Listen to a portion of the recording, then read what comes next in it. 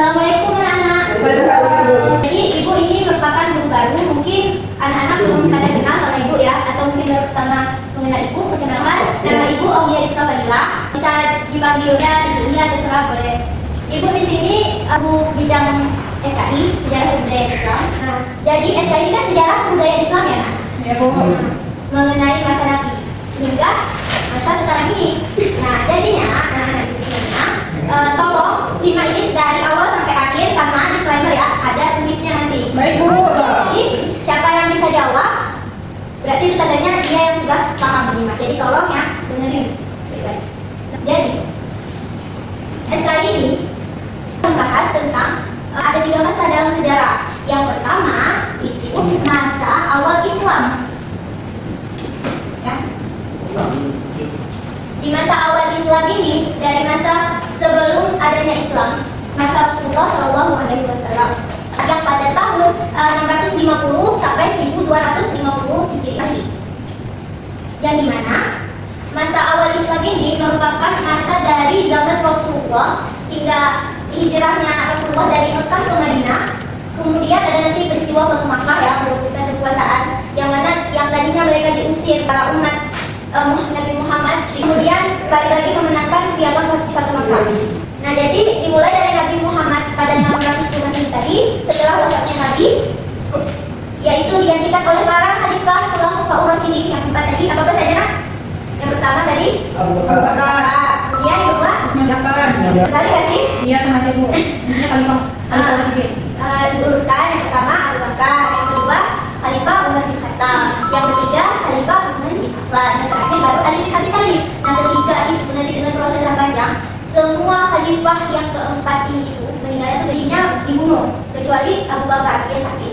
Jadi masa awal Islam itu kan disebut periode klasik atau periode keemasan, yang itu dilanjutkan ya, karena Khulafaur Rasyidin tadi memimpin, sudah yang tadinya masih di Mekah dan Madinah udah di luar Mekah.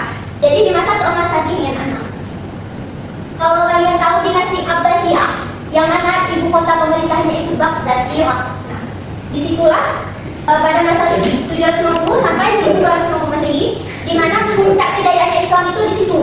Jadi ada perpustakaan Islamnya, habis itu lahir ilmuwan Muslim, kemudian banyak perkembangan pesat lah istilahnya. Ada dalam bidang ilmuwan kedokteran, kalian tahu nggak bidang ilmu kedokteran itu siapa? Belum tahu, Bu. Jadi namanya itu Ibnu Sina. Ya, namanya Ibnu Sina. Beliau itu merupakan bapak kedokteran yang ahli dalam bidang kesehatan istilahnya. Juga kalian kalau pernah dengar yang namanya itu Muhammad Al-Ghazali, kalian tahu kan ada hadisnya Imam Al-Ghazali, itu dia tuh ulama filsafat dan agama. Itu tokoh-tokoh di dalam masa klasik atau keemasan. Kita harus tahu nih ada 3 masa kan, dari masa awal Islam tadi udah dibahas, kemudian masa pertengahan yaitu masa abad pertengahan. Nah, pasti dong, ketika Islam itu telah mengalami masa keemasan, pasti mengalami kemunduran. Nah, kemunduran inilah Islam itu mulai melemah. Ada beberapa faktor. Yang pertama, ada faktor internal. Yang kedua, faktor eksternal. Internal di sini itu di dalam. Jadi ada perpecahan antar politik, yang dari penumpasan seperti ini Abu Bakar ada perayaan mama, habis itu melakukan Nabi palsu itu untuk menyebutkan zakat. Kemudian ada lagi penumpasan beberapa golongan Syiah yang mengikuti Ali bin Abi Thalib itu. Karena masa kemunduran ini itu disebut juga abad pertengahan Islam ya, pada sekitar tahun 1250 sampai 1800 Masehi. Jadi penyebab kemunduran ini itu tadi apa tadi? Faktor internal dan eksternal. Nah, internalnya tadi perpecahan antar politik tadi, kemudian faktor eksternalnya itu seperti perang salib. Perang salib itu udah berlangsung dalam ratusan tahun, di mana itu dilakukan oleh bangsa Eropa melawan melawan masyarakat Islam. Itu banyak wilayah Islam jatuh ke penjajah, gitu ya.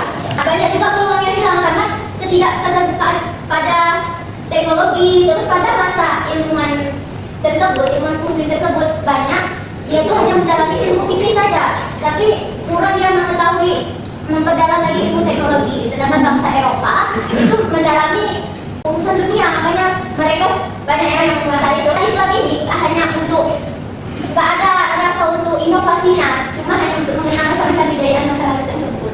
Masa modernnya ini tanda-tanda kebangkitan itu mulai muncul setelah Islamnya itu sudah mundur. Ada rasa untuk kita tuntut bangkit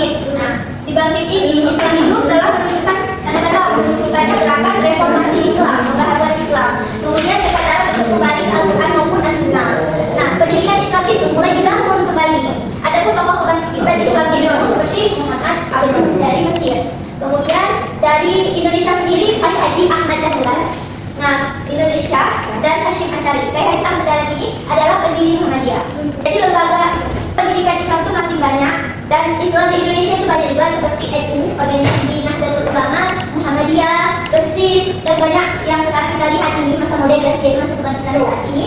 Itu ada banyak pesantren dan sekolah Islam seperti kampus ini. Nah, itu salah satu dari Islamnya di dunia modern. Jadi anak-anak, kesimpulan yang dapat Ibu berikan intinya, Islam itu berkembang melalui 3 fase besar tadi. Masa pertama, terus masa abad pertengahan, kemudian masa bangkitnya setelah dari kemunduran tadi. Kemudian, nah tadi udah bilang tanya jawab. Jadi udah setelah panjang lebar Ibu jelaskan, siapa penyebab utama kemunduran Mas Islam di abad pertengahan tadi? Mana banyak peperangan Bu? Banyak peperangan. Setelah itu, Cuma itu ingat Bu.